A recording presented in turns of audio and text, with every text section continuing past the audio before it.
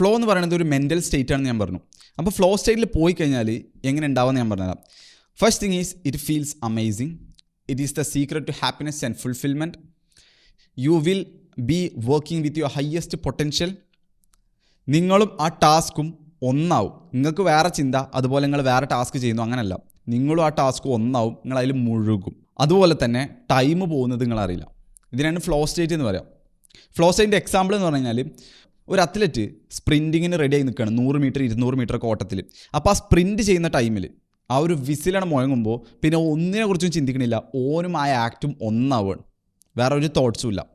അല്ലാന്നുണ്ടെങ്കിൽ ഒരു musician deeply ഒരു പുതിയ സോങ്, ചലഞ്ചിങ് ആയിട്ടുള്ള സോങ് ഇങ്ങനെ പഠിച്ചുകൊണ്ടിരിക്കുകയാണ്. അപ്പോൾ മൂപ്പര് ആ ടാസ്ക് ഒന്നാവുന്നു. അല്ലാന്നുണ്ടെങ്കിൽ ഒരു ബ്രില്യൻ്റ് ആയിട്ടുള്ള ഒരു കോഡ് ഒരു ചങ്ങായി ഇങ്ങനെ റൈറ്റ് ചെയ്യാണ്. അപ്പോൾ ഓൻ വേറെ ഒന്നിനെ കുറിച്ച് ചിന്തിക്കുന്നില്ല, ഓനും ആ കോഡും മാത്രം ആ ഒരു രീതിയിൽ ഒന്നായ രീതിയിൽ പ്രവർത്തിക്കുന്നു. And this is what flow state. And flow state is A state when you go on deep work. Deep work ചെയ്യുമ്പോൾ നമ്മൾ പോകേണ്ട സ്റ്റേറ്റ് ആണ് എന്ത്? ഫ്ലോ സ്റ്റേറ്റ് എന്ന് പറയുന്നത്.